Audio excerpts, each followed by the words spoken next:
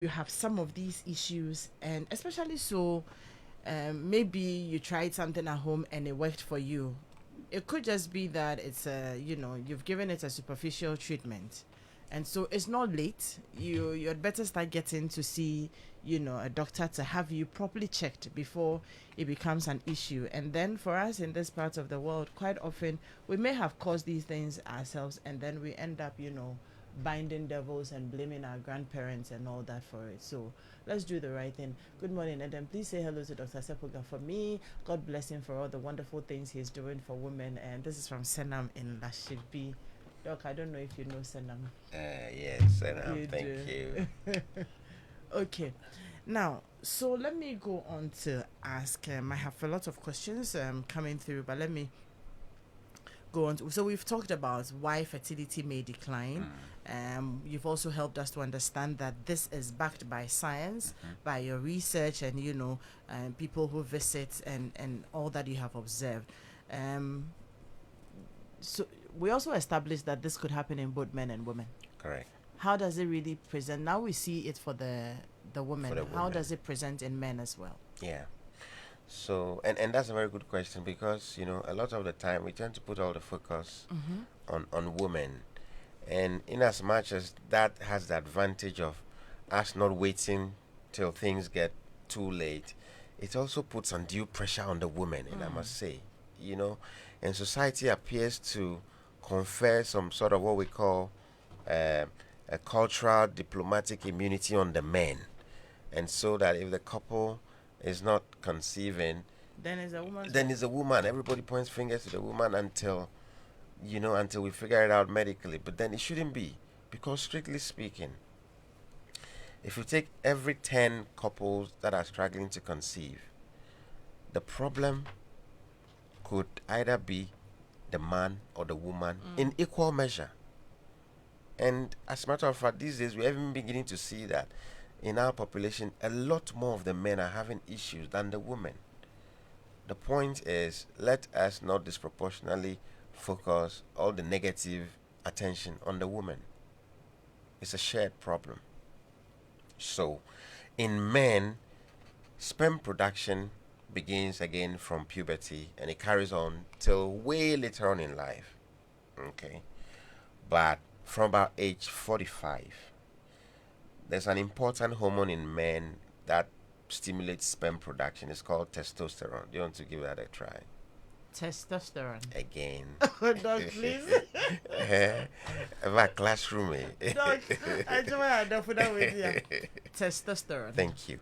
So that hormone stimulates all the male reproductive functions, including erection and sperm production. And so from about age 45 in the case of women, testosterone levels begin to decline significantly. And so it takes slightly longer for the man who is 45 years and above to achieve pregnancy with their partner than if they were younger. And then with age, it also reduces. And so the only advantage in the case of men is that it doesn't as much affect the quality as it does in women. But there is some loss of quality also as the man ages. When you say quality, what do you mean? Is it the quality of the child you may end up having? Yes, the quality of the sperm. Okay. So some tend to have some deep-seated genetic problems which are age-related. I don't want to go too technical. There's something, for instance, we call sperm DNA fragmentation. The DNA, which is the genetic signature in the sperm, can suffer some damage as a result of age and smoking, excessive alcohol, and so many other things. And also in the mid 40s, when the man is beginning to develop issues like diabetes, hypertension, all those things can have effects on The the sperm sperm quality. quality and general well being. And so, time to conception, we call it, would reduce in the Okay. case of the men beyond 45 years. Wow. Yeah. There's a question here that's speaking directly to what we are discussing. My name is Na. I married at the age of 41, but we had a baby at 38. I want to believe that's when she was 38.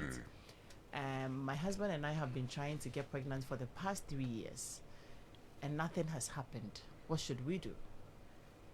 Adam, I think you can even answer from the notes Go you've and taken see so a far. doctor. Oh. Yes, yes. There's certainly a solution. There is, Yes, and there's no one size fit all approach to these days. thank you. You know. So you come, we investigate both of you. We'll certainly be able to figure out where the problem is. We fix the problem, and the pregnancy follows. The questions.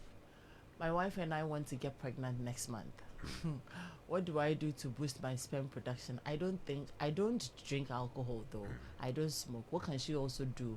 In this case, we are talking about these things in relation to age. Yeah. It will be interesting, or it will be great if made us understand how old you are.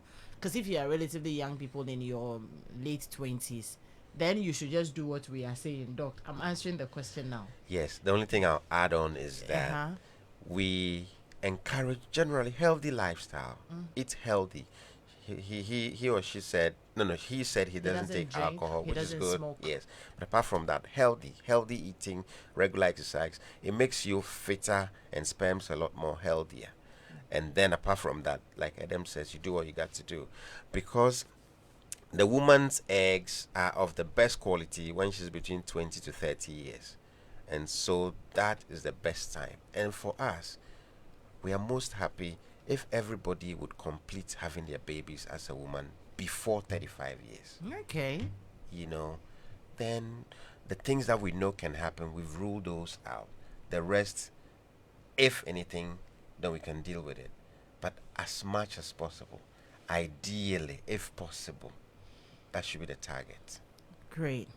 There's a question here, but I'd like to ask you one or two questions before we get to this one. It says, how can I improve the egg quality? How can egg quality in women be improved, especially so as you grow? But ahead of that, I want to find out. So, apart from the first question we answered, the very first one about she being 38 or she being 41 and they've been trying for 3 years, so you know that there are age issues there and it needs to be investigated. Yeah. But until that dawns on you, what are some of the symptoms? What would you be seeing to realize that you probably may be having, or what experiences would you be having to make you feel like, okay, I may be having issues when it comes to fertility? Yeah. So, unfortunately, you're not likely To to have feel or see any anything. obvious overt symptoms. Okay. Okay. A few persons may be lucky to realize their menstrual cycles are getting a bit irregular. You know, either the flow, the number of days is reducing compared to what it used to be, or the cycle, you're skipping the menses.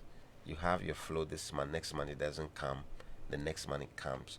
These are some of the potential warning signs, but majority wouldn't experience any of these. It is just so when we always say the main issue of concern is the number of your age, that 35. number, yeah. So that should be the main thing that should lead us to seek help or take action earlier to prevent problems. Doc, would you also advise that, I think this is in relation to this question, advise that if you realize that you're 35 before you get pregnant, would you advise that a woman of that age gets checked before they even try to conceive? So, did you say before marriage? No, No. you're 35. Okay, 35, yes. And now you want to start, having children. Yes, so 35, and you now want to start because life circumstances have so made it, or you didn't know and you're already 35. Yes, the check would help us to be able to advise that yes, you're 35, your egg reserves, the measure we use, there's a specific measure which is supposed to be between 1 and 3, and you're around 1.1 or 0.9. So it tells us that yes, you're 35 and your levels or your egg reserves are really low. So let's speed up. To that extent, yes, it is good to start to get checked. Or you're 35, but fortunately, when we check, your egg reserves are not bad, 2.4, 2.5. So yes, we're 35 and great. Because the more the reserves, the greater the tendency of having great quality eggs in there compared to if the reserves are already too low. Okay, so there's a place for getting checked, and then we can also recommend some supplements, and that speaks to the next question. Yeah. That to some extent may help to improve the The quality a little bit, a little bit, a little bit, just so because we know that after 35, quality decline is there. But the thing about the quantity, I'm afraid we don't have solutions. To that. Because, like I said, you were born with the pre-packed, So can it finish? Yes, and that is what happens When you hit your menopause. I see. That one is done. It's done. you know. But Nothing can be done. certainly there are options to help you get your pregnancy. Okay. Yeah, that's when we talk But about. why the do you even donor. have to get there? We wish you wouldn't get Get there. there. Yeah. Yeah. Great. I had a question on my mind. Or where did this question vanish to? I should have written it down. Okay. Let me move on to ask another question. Mine will come. It's an interesting question I had in mind. Mine is, this one says, mine is there any recommendable mechanism to either multiply or increase washed away eggs? And is there any medication or food to also strengthen and energize weakening eggs as age catches up? This is from Isaac. Yeah. I mean, so these are very useful, practical questions, isn't it? So the thing is, general healthy lifestyle is good for everything, including your eggs and your reproductive function. Beyond that, yes, we have some specific supplements that we'll recommend for persons, particularly women who are 35 years and above. Just so we try as much as possible to see what we can do to optimize the quality of whatever eggs the woman has beyond 35 years, because we are now talking about it. Certainly, somebody's already 35 and beyond and would need help. So yeah, there are some supplements we use to improve that. Indeed. Okay. Very interesting questions. Can you please ask Doc for me? I am 37 and my husband has dry ejaculation due to a surgery he had. I want to get pregnant. What do I do? Okay. What is dry ejaculation to start with? So dry ejaculation, some people use that to refer to when the semen is the fluid that the man releases, and that semen is supposed to contain the sperms, which are living things. And so some situations happen where, as a result of previous surgery or some past infection in the man, the tube that allows the sperm to flow out of the testis is blocked. So there's some secretion that comes as a fluid but does not contain any sperms. Wow. Okay. So in this case, the man is producing the sperms all right, but they are stuck in the testis. They are not coming out. And that's one of our interest areas. So we did a research recently and we found that we are able to go into the testes to harvest those sperms and use it to fertilize the woman egg. Wow. And nearly 52 out of 100 would conceive when we do that. It's called testicular sperm extraction. And we use that to get those special sperms that are very precious and inject it into the egg in order to achieve fertilization. So what, in this case, nothing can be done for the man to be able to, ejaculate and have the sperms released? No, because like I said, so whatever comes, the semen is a fluid. And in there you must have the sperm, which are the living things. Yeah. But so that fluid that comes is not all from the testes. As the semen is coming, the fluid joins it before it comes out. So the sperms are stuck in the testes, but the secretions are still able to come from, say, the prostate gland.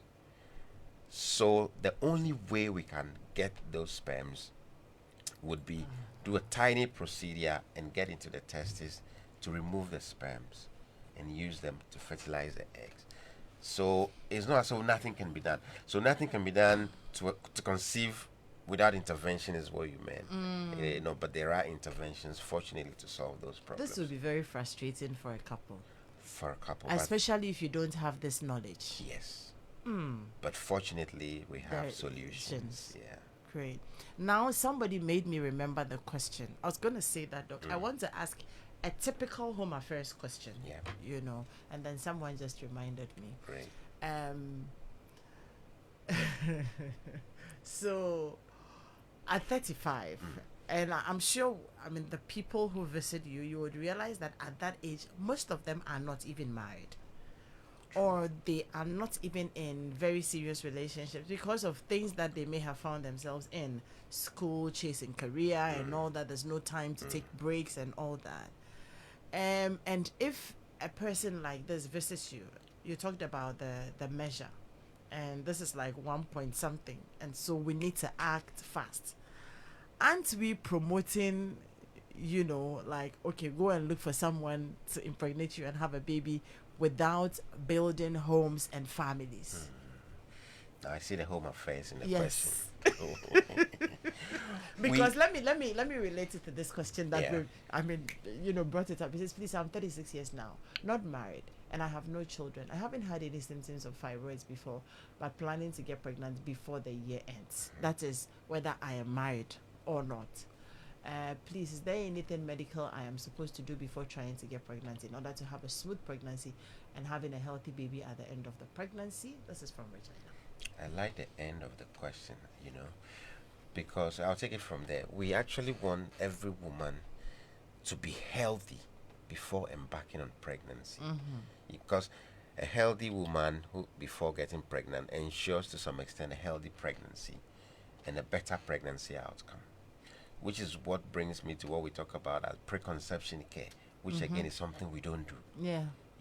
When you are planning to start embarking on pregnancy, it's extremely important to see a healthcare person, check your blood pressure, do a few labs, do an ultrasound scan, check to see if there are any things that we need to correct in order to improve the pregnancy journey. Than your blood pressure is high, it wasn't detected, your blood sugars are high, and you have a baby and you get pregnant. Unfortunately, it affects the formation of the baby. Down the line, we realize that, the baby has no head. The baby has this major congenital problem. Just because we didn't take those initial steps to get checked and to correct something before. So that's very important. So, as she's trying or planning to embark on pregnancy, it's very, very good. We do a general medical check just to make sure you are good, or just to correct ABC even before. And in her case, being 36, she would definitely benefit from some supplements, like you said, to improve a bit further the quality of her eggs. Right? Now, your question. Now, the answer to that is that we're not necessarily promoting single or unplanned family situations, but we are promoting what I would rather refer to as steps towards fertility preservation, if you may. Okay? You are approaching 35, or you are around 35, or you just crossed 35, and there are no signs of Mr. X appearing so soon, or you're not having any stable blah blah blah.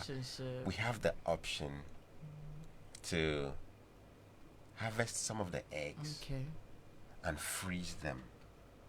Okay, so go through a minor procedure. Every month, the woman is supposed to release one egg, like I mentioned, and then the next month, one egg out of the 10 to 20 that may potentially be fertilizable.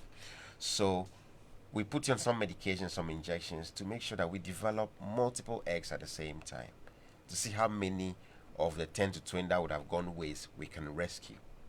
So we can do that and then develop about 10, 12, 15 eggs using medications. And then we harvest these eggs through some procedure, not so major. So we harvest and we have obtained about 12, 13, 15 eggs. And then we freeze them in your name. And them night, date of birth, and then this code, and it is yours. Okay? How long can you freeze the eggs? So for now, the technology hasn't shown any limit as yet, which is a good thing. we've got frozen eggs for the past 10 years, which we're able to use to have babies and more. Okay. Okay, so with that, we've done this for you at age 35 or 36 or 34 or 33, and then Can you do it at an earlier age? yes, you can. Even better, I guess. Yes, like you said, the egg qualities are best between the ages of 20 to 30. Okay. Okay, so once we get this frozen, then you go on, go on, go on, go on, go on, achieve all your career goals, MBA, KBC, da da da. Then, if at age 42 you are ready, we have 34-year-old eggs. Because once we freeze, the eggs do not age any longer. Okay. Uh-huh. And so those eggs are of better quality and give you a better chance of having healthier babies. Doc, is it just healthy eggs or, good quality eggs that ensures healthy babies? At that age, like it or leave it, you probably are 40, 45. Your eggs have been frozen, so they are still about maybe 32. Is that enough? How about your age and your personal health? Yeah, so that's also very important. But looking at the circumstances, that is why I had established that for us, we are most happy if every woman is done having babies by 35 years. Okay. Because Before after 35. 35, and apart from the egg quality related issues, egg quantity related issues, we're also concerned about your general health. Pregnancies that are later on in life tend to be more at risk of problems like hypertension in pregnancy, diabetes in pregnancy. But these, once we know you are in that category, we are a bit more aggressive in looking out for them proactively and dealing with them. We are prepared to take care of them because that is the situation we have. But I have established that as much as possible, if you can, get all done Before by 35. 35. Okay. Now, let me add another home affairs angle to this one. Hopefully, as you're frozen your eggs and you're going round, you're also making enough money, like you're getting good money. Because if you have your baby, say, at age 45 or 50, remember in a few years you're going to be on retirement and the economy is not waiting for you. So if you were running around, then let's hope that you were making money And and saving. investing, yes, so that the child doesn't come to suffer because now you are not working and you don't have money. So the considerations are a lot. Yeah, They are a lot. yeah. But you see, that said, we let's how do I put it? Yeah, we're also happy to know that the technological advancements we have now are making it possible for us to achieve these reproductive goals even later, so that for the woman who is already um, in the 50s, it's not all lost, right? It's not all lost. Yeah. It's not all lost, Yes. yeah. Because the oldest we've had was 56 years, and she's able to have her baby and she's happy. And so there are people who are in that category already. Wow. So it's not all lost, but for those of us who are younger, that's the point. Let's try and make it earlier. Great. 2 questions in one. Good morning, Adam. I am 42 and my husband is 48. As I am writing, I am 12 weeks pregnant. Is there any danger ahead of me? This is from Evelyn. Then the next one I saw, oh yes, I have it now. I am 50. My husband is 56 and we need a child. What do we do? So let's talk to the 50-year-old because she's already at 50 and she needs a child. So like I said, thankfully the technology available now enables us to help her to have a baby. That's why I said the oldest we've done so far in Ghana here was about 56, right? And so there is hope for you at 50. Yeah. Even if you haven't frozen your eggs earlier? Yes, even if you have not.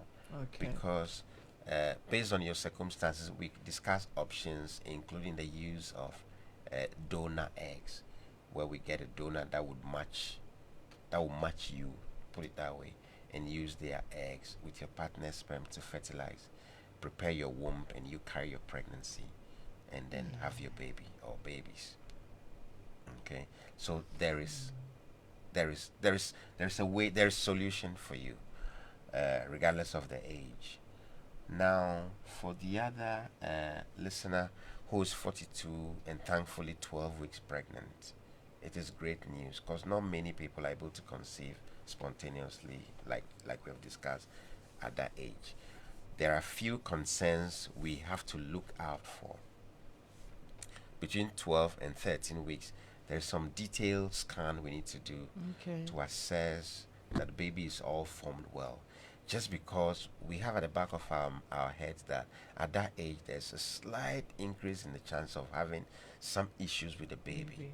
This is not to raise your anxiety, it is just so we check and assure you and ourselves. Then again, we wait when we get between 20 to 22 weeks. We do a more detailed anatomy where we check the brain, the spinal cord, the kidneys, the liver, all the organs, and tick that everything is formed and developing well. Or no, something is slowing down. So we need to put in some and other interventions, either during the pregnancy or prepare for some other interventions at the time of delivery. So it is good. You need to get those close monitoring or surveillance done, and then you are good. So Evelyn, on this note, from what Doc has said, we'll say congratulations to you. Yes.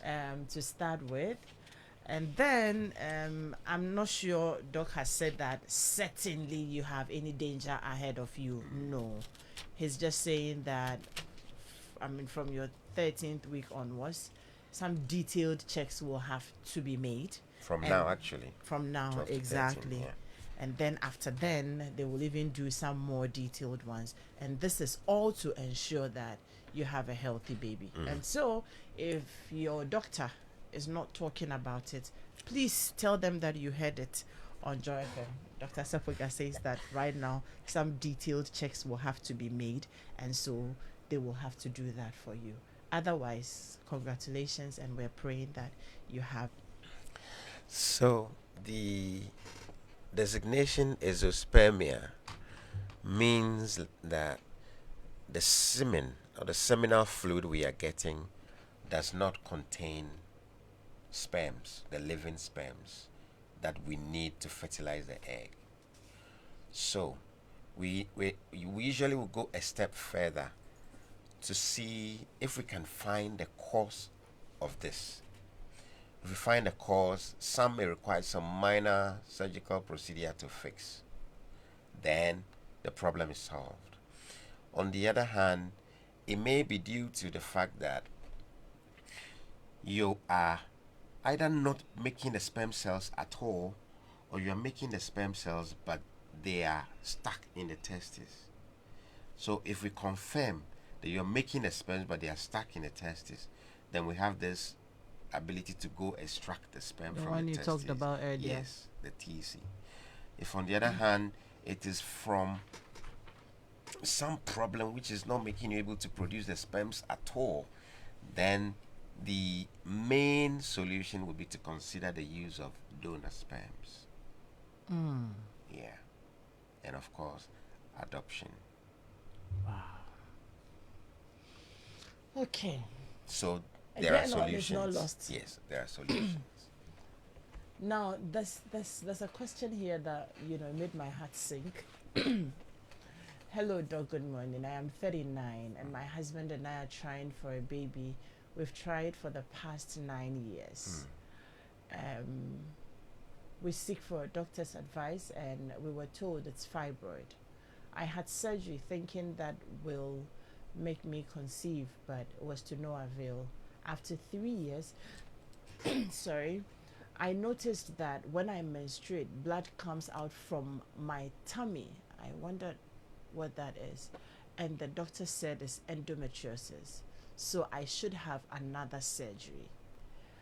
I need your advice. And this is from Amma in Tema.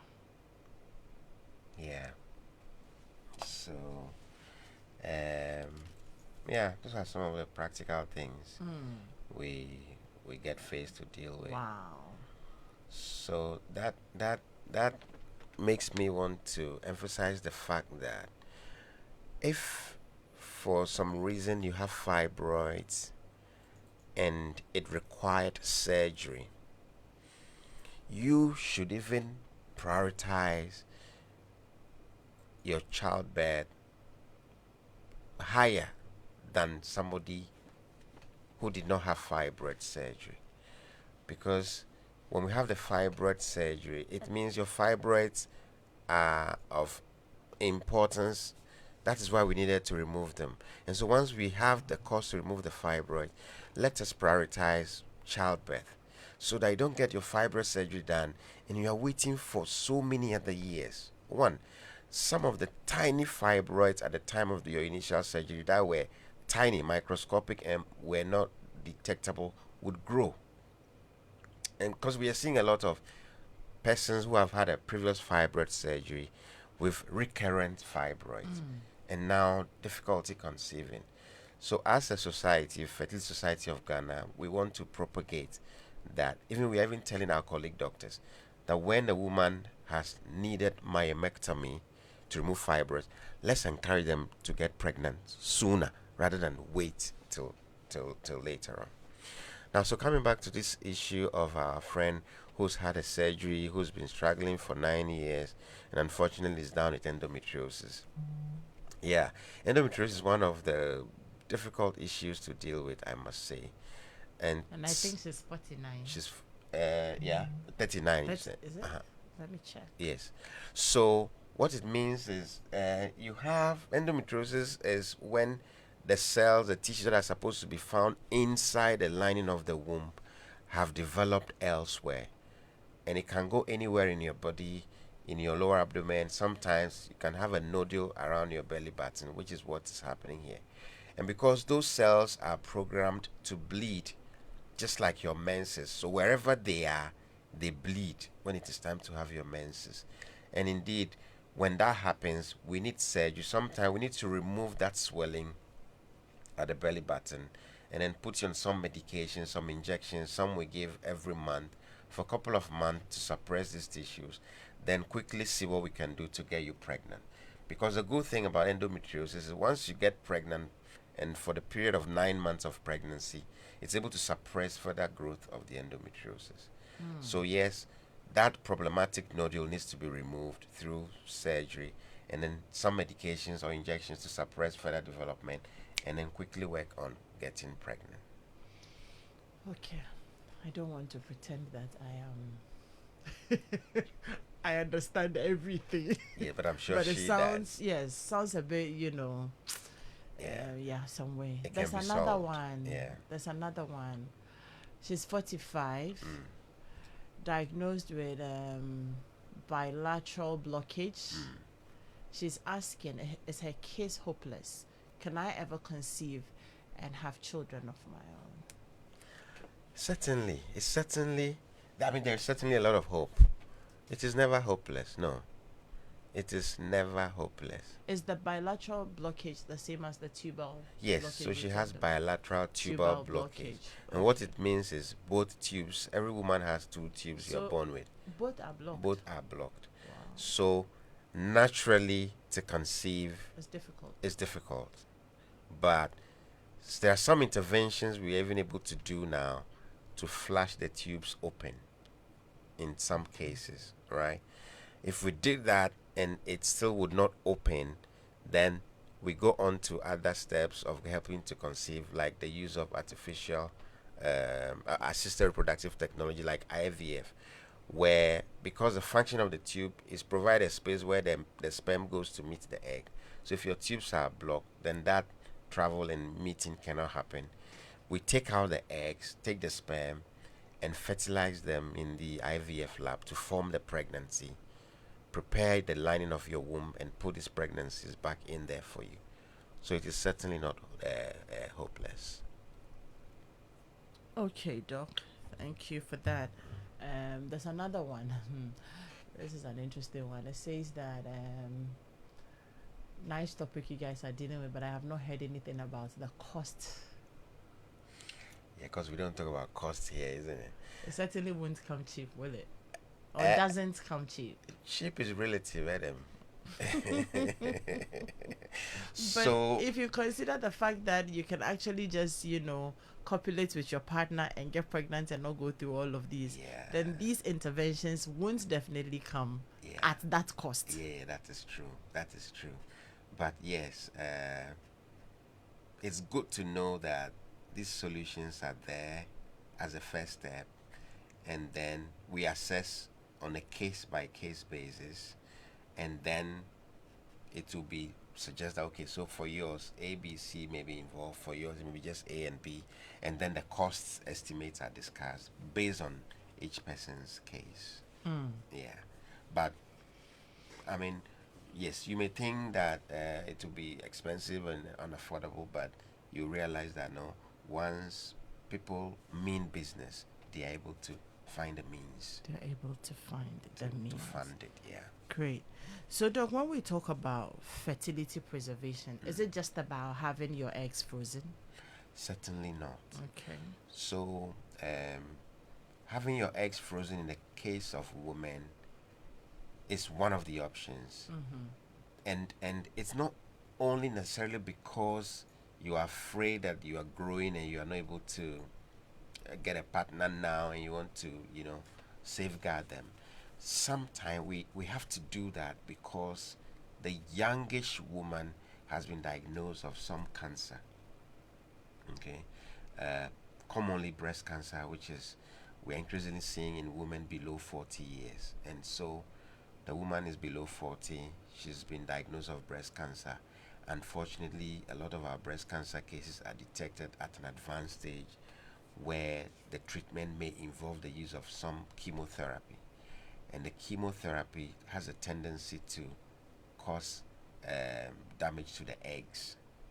Okay, and so before you go on the chemo, you'll be referred to us, and then we can talk about some of these fertility preservation options. Quickly stimulate you, harvest some eggs, and freeze before you go for chemotherapy, just so we have your eggs spared of the dangers of the chemotherapy. That's one of them. Or somebody has some other cancer that may require radiation in the pelvis, and we don't want damage effect of the radiation on the eggs. Quickly have to remove some of the eggs and freeze. So these are all areas for fertility preservation. And we do same for men. The man has been diagnosed of some condition for which he is going to undergo either radiation in the pelvis or some chemotherapy, and we are afraid of the damaging effect or the toxic effects of those on the sperm. We would harvest some of the sperm and freeze. So all that is part of fertility preservation. Sometimes we actually do a bit of surgery and remove a bit of the ovary and keep, Okay. so that when you're done with all the chemo or the radiotherapy, then we can implant or transplant that ovary, and then you can have your reproductive function back. So not only for what we call social reasons, but also for other very important medical reasons. Someone was asking if it's possible to still freeze eggs at age 42. At age 42, it is possible, but we wish it was earlier. Now, it is possible, or it would be possible, if we check and we're able to tell that yes, even though you are 42, you still have some good reserves. Yeah. Okay. So theoretically, it's possible, but we need to check first to see if it is possible in your case. Great. Yeah. Yesterday I had a conversation, and I mean, it has to do with, sickle cell. And so I was let into the fact that this woman has a set of twins. I think she and her husband are both AS, so the possibility of having an SS child is in there. But fortunately, the twins, are all fine. But then she's pregnant again. And this time around, it's even been detected already that this one is SS, and I'm told she's devastated. So she's carrying the pregnancy and already very devastated, And are there any interventions for couples like that? I have seen, at least I know about 3 young people who have had to go their separate ways. They were planning to get married up until that point where they were told that, look, the possibility of having an SS child, exists for the two of you because you both are AS, and so they had to go their separate, very painfully, very painfully. And so are there interventions for couples like that now that fertility issues are so advanced? Yeah, certainly.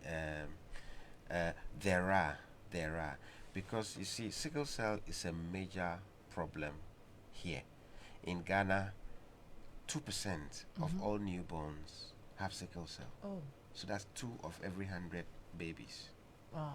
Okay, and so it's a problem we have, and it's genetic. There isn't so much we can do about it, but there are things we can do to prevent it from multiplying and continuing. And like you said, so if the couple, each one is AS, each time there is a conception, there is a 1 in 4 chance that the baby will be SS, 2 in 4 chance that it will be AS, 1 in 4 chance of being AA. Okay. Okay. Yes. And these are just probabilities. You have absolutely no control Over over. them. Okay. It does not mean that when you get pregnant 4 times, one will be this, one will be, two will be this. No. Every pregnancy, these are the possibilities that can play out. Okay. And so fortunately, So you actually can have all the children turning out to be SS. to be SS, you can have all of them to be AA. You can have all of them to be AS. And the troubles of having know. SS, yeah, they are beyond description. The children go through pain, recurrent crisis. You're back in the emergency room and off, missing out in school. Mother is always missing jobs. I mean, it's a big challenge. And Doc, seeing your child go through that pain. Yeah. Sometimes you wish you were rather feeling the pain, and your child was free. And then the guilt you go through, realizing that this could have been prevented. Yeah, to some extent. And so fortunately, we are able to use some of the assisted reproductive technology interventions where we do IVF, in vitro fertilization. So take the eggs, take the sperms, and we fertilize them. When we fertilize them, assuming we got 10, 11, 12, 15 eggs, fertilize all of them, let them develop to a point about 5 days we call blastocyst stage. Then we conduct genetic testing on each of these embryos. Okay, and so on that testing, we're able to tell that, these 7 of them are AA, 4 of them are AS, and then 3 of them are SS. Then we know beforehand that, okay, so we're not going to use the SS embryos. So we have separated them. And then we focus on using the AA embryos. So take maybe 1 or 2 or maximum 3 of that, depending on the woman's age, and put back in the uterus for her to conceive. So then she's able to get pregnant through IVF and pre-implantation genetic testing, PGT. And that enables us to separate the sickle cell embryos, potential sickle cell SS babies, away and not use them. And that's what we're doing now. And fortunately, It's working. It's working and it's available right here. So that the couples should not necessarily have to part ways. Now, for those who are already AS and they are pregnant, we also have a way of detecting or analyzing a bit of the fluid around the baby to tell the baby's genotype, right when the baby is in utero. And then we proceed with what we call genetic counseling based on the outcome. That one, obviously, you will have the baby. Yes, based on how the counseling goes. Yeah. Okay, I get it. Yeah. There's a question on the back of that, not related to sickle cell, but so they're 40. I married at the age of 40, and having series of miscarriages. I've even had stillbirths. Every facility you go to, IVF is the option, but we don't have the means. So what do? We're stuck, and I eagerly need a baby. Family pressure. Yeah, yeah, yeah.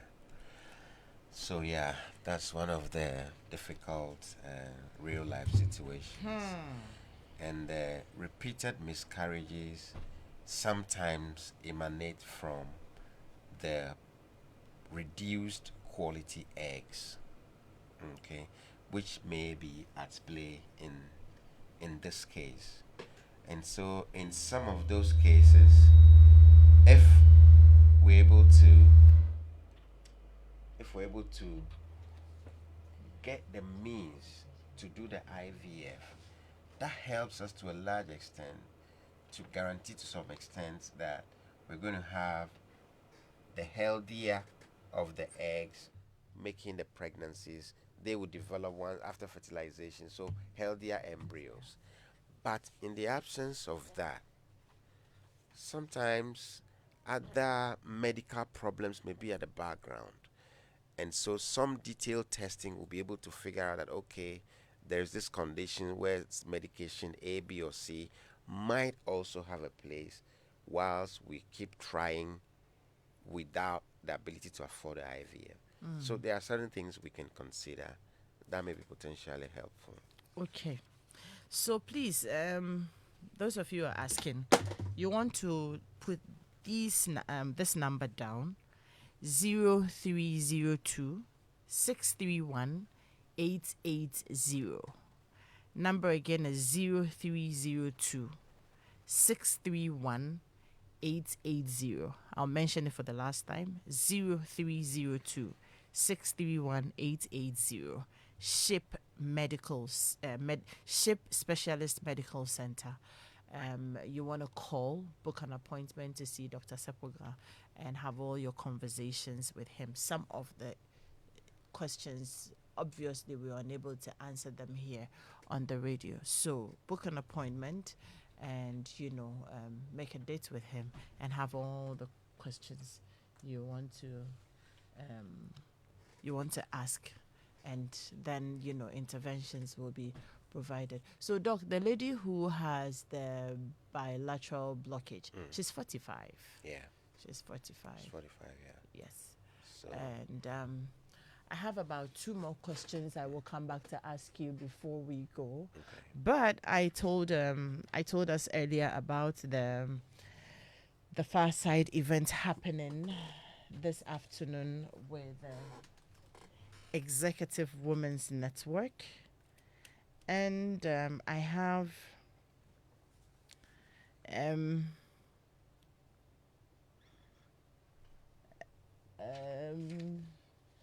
okay, I have Nane Silfwa on the line. Hello, good morning, Nana.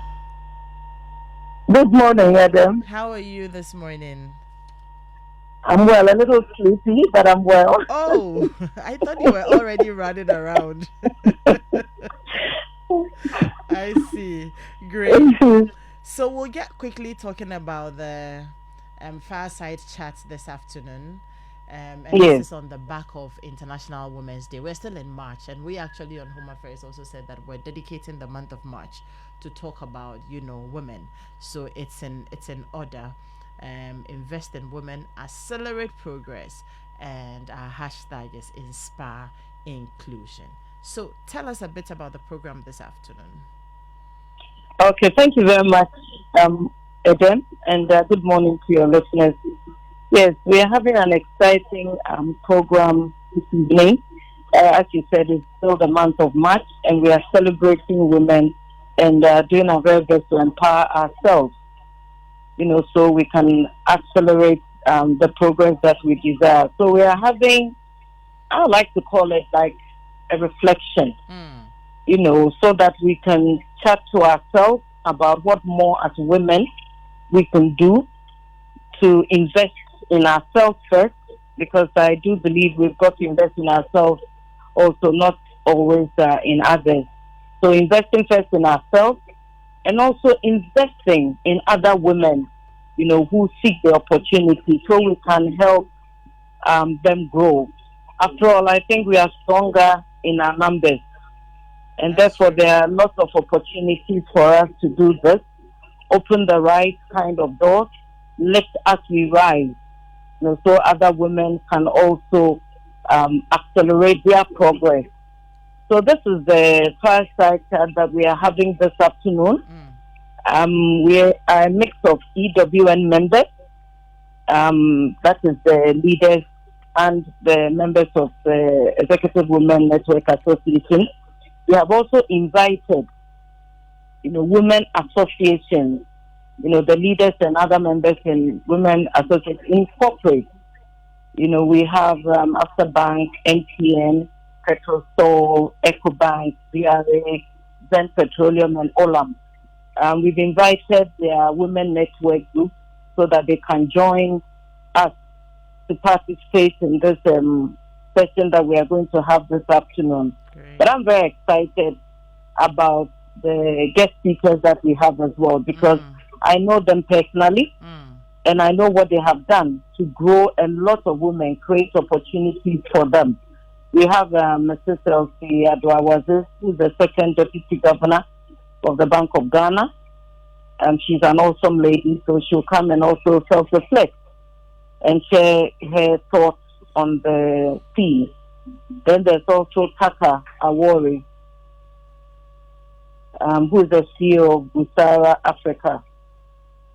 She's a very accomplished leadership coach and organizational development expert.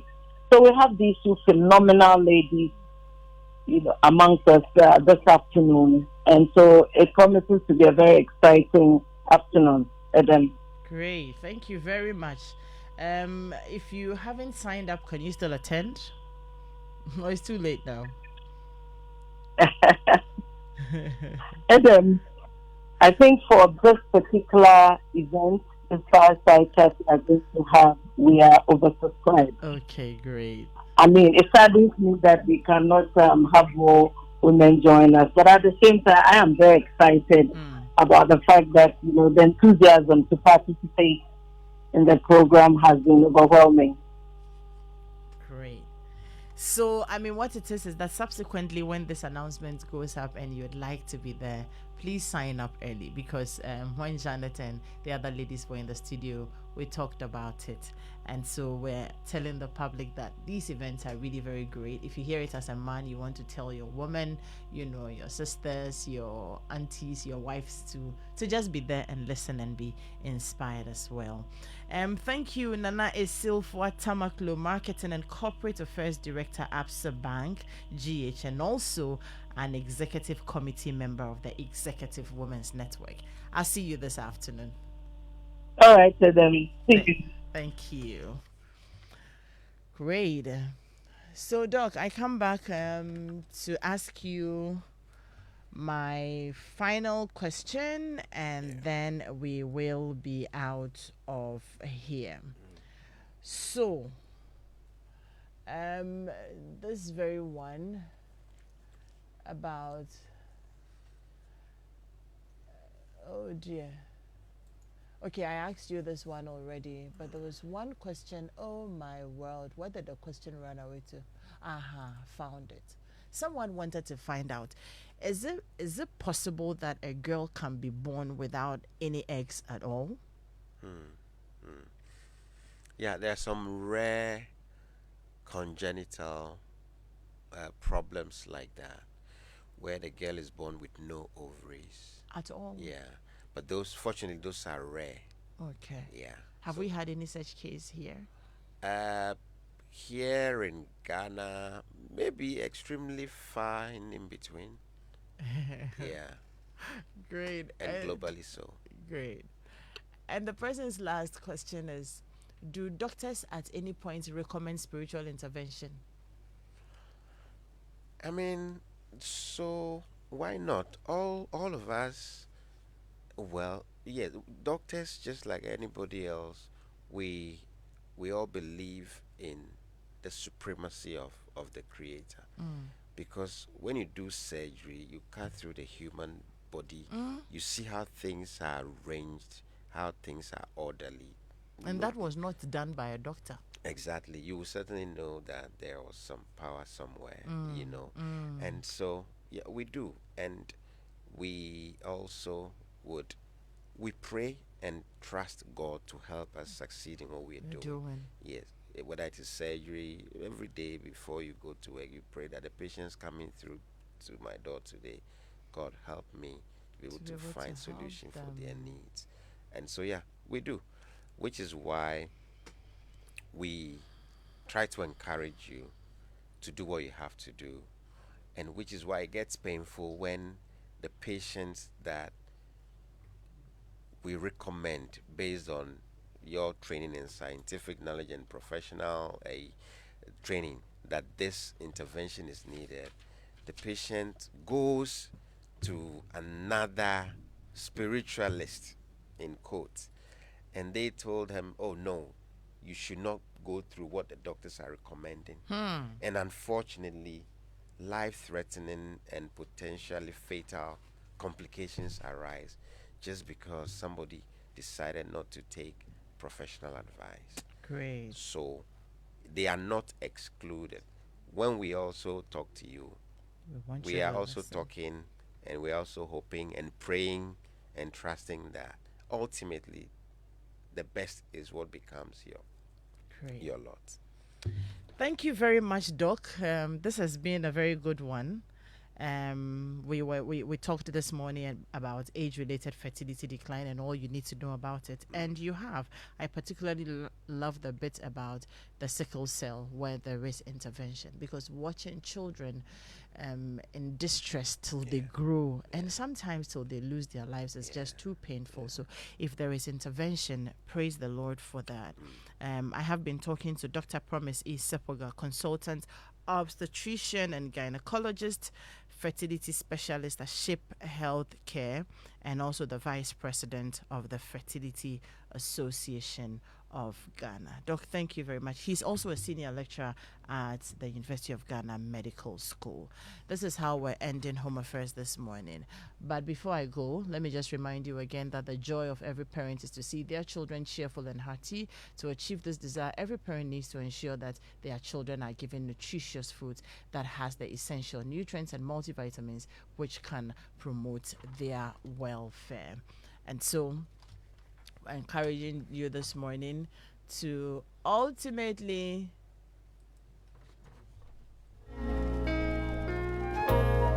get the Vitamilk soy milk, because it is made from natural soybeans, which is a good source of plant protein, vitamin B1 and B12. It has no artificial coloring, no flavorings, and no preservatives. So choose the Vitamilk Champ for your children because it has plant proteins and it is nutritiously amazing. It's delicious and also satisfying. It also comes in the regular soy milk drink. You can have it in the multi-cereal with no caffeine, choco, banana, strawberry. You can have it in the 250ml and 1 liter Tetra Pak. Vitamilk is indeed a nutritious beverage that feels good anywhere, anytime. Thank you all very much for doing the listening. My squad is in here. The Weekend City Show, hosted by Kofi Hayford. And also stay tuned in for the rest of our programs. We're out of here. Ophebia, did you brush your teeth before eating? No, mommy. Anytime I use daddy's toothpaste, I get bruises in my mouth and sometimes I feel like vomiting. That's not an excuse. As a child, you need to brush your teeth before you take your breakfast to avoid tartar and cavity, okay? And you, why are you laughing at your sister? Have you brushed your teeth? Yes, Mom. I used the Kel Kids toothpaste you brought yesterday to brush my teeth. Well done, darling. Kel Kids toothpaste is made for kids like you from 2 years to 6 years. It was so sweet like strawberry. I even wanted to eat it, Mom. No, you can't eat it. It's toothpaste, not toffee, okay?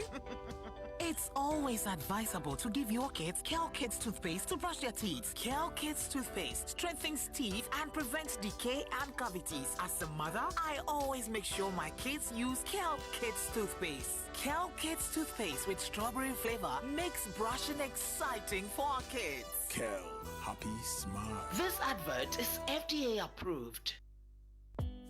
Hello, Ohima. Eti saying. Ayo. Na edahin. Mikwatadi. Edi bensa.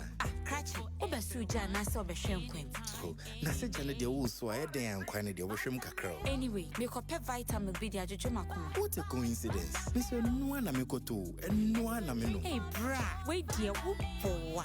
Oh, ahofe mintimi ntwa wontro. Sewara. Vitamilk no emu de he pa na we ni je ho. Mepɛ Vitamilk banana.